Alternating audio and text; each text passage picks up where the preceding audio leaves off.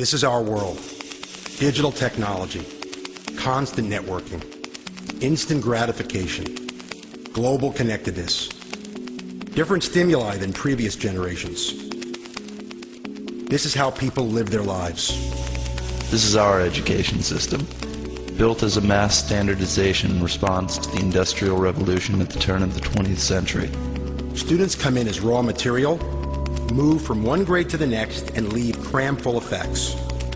Still largely teaching students by having them sit in front of lecturers passively, memorizing facts without context, and reading textbooks.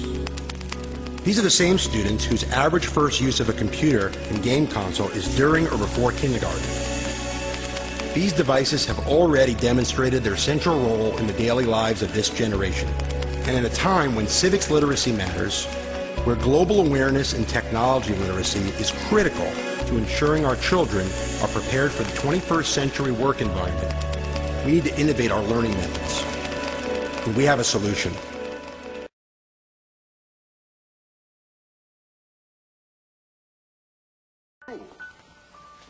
And what have you just heard? That you've given up your cannonship. Oh, yes. And I'm giving all this up as well. Then it is the truth. I divided everything into equal shares among the family. This house was my share. I don't really need it, so I decided to sell it. Your ancestors built this house. Oh, I don't think they'll mind. But what will you do with the money you still have? Our work needs it. For the poor. There are so many of them. You cannot blame yourself for that. It's not your fault. No, and it's not their fault that they're hungry. Nor that the plague is at the gates of the city. Still, don't give up your house and all your wealth. Dear Uncle, real wealth is the ability to think and feel. Not being possessed by possessions. To give, to receive, to reason. Children know this. There's no class distinction among them. If I can open their minds and let the sun enter in, if enough of us can do this, if we can reach past the boundaries marked rich and poor, if we can open their minds to this light, the world will become a brighter place, closer to peace.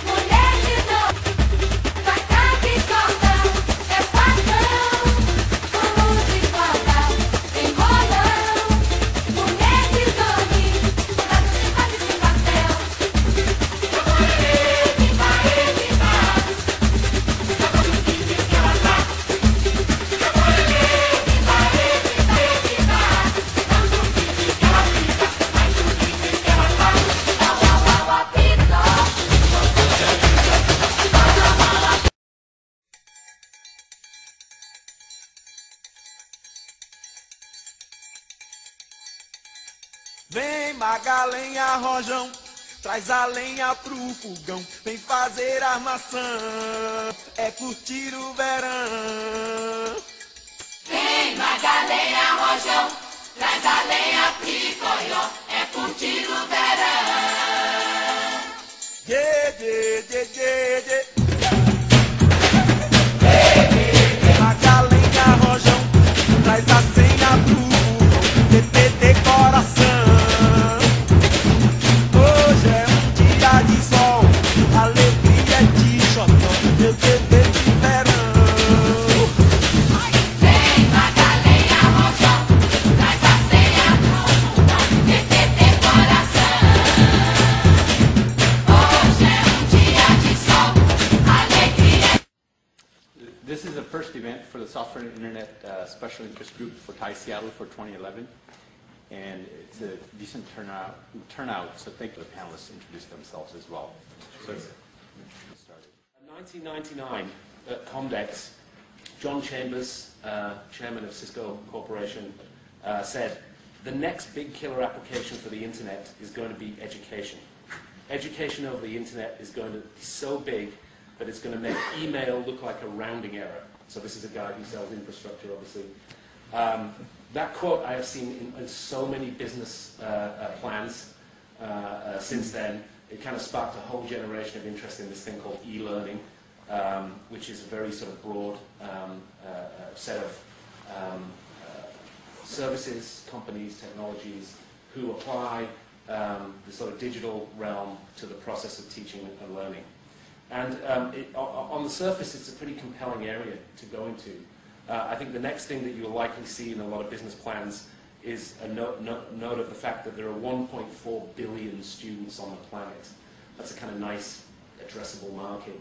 I think what you'll learn from some of the panel comments is that, to my right, you talked about the consumerization of learning. And I asked you for some trends and potential areas of focus for people who are thinking about building companies and building value. Do you want to share your thoughts around that with the audience? Yeah, I mean, so that simplicity of things like e-books and standalone e-learning and apps on phones and desktops, to me is a very exciting area. And I guess my last comment, Chris, would just be this time is probably one of the most exciting times since the last internet boom to start companies as entrepreneurs. And the joke we made earlier tonight was, I really wanted to go sit with you guys, right? Because I really think the cost of starting a business, the infrastructure costs, the internet's leveled the playing field and all the rest, e-learning or learning generally, this is a pretty freaking hot space right now. Next. So,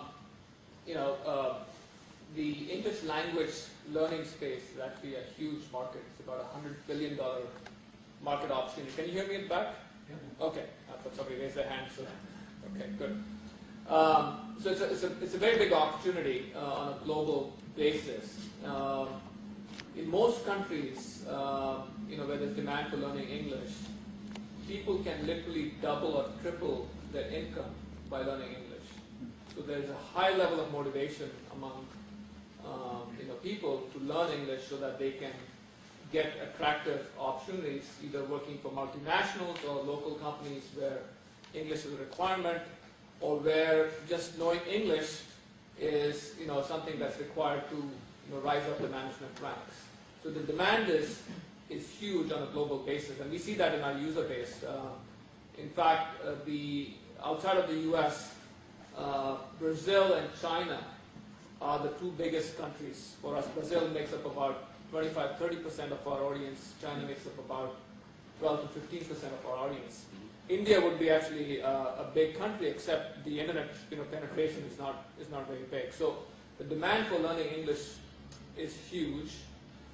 We saw a huge opportunity to leverage the whole broadband internet penetration phenomena and disrupt this market, because in most countries people learn some English in middle school or high school, but really can't speak to save their lives. And they're typically taught by non-native English teachers. It's very much a cram school type of approach. and while they can, take a test like TOEFL and do well, they can't really, speak conversation, which is really what's required to be successful in getting a job and so forth. And so we saw this huge demand for learning English, and also the lack of proper educational resources. And we felt that given that the way language is truly learned is by interacting with native speakers, is that we could take advantage of this internet penetration, the whole phenomenon of social networking where people were comfortable interacting with each other, with their friends, but also with strangers in a community environment. And if you could provide a system where you could get access to really high quality content around learning English or other languages, but then we could also pair you up with native speakers around the world. But there's clearly a huge demand. It's a big market. People are willing to pay a lot of money. It's a matter of time before they get used to paying online. Yeah, great insights. So I've saved the money guide for the end, just to keep you on your toes.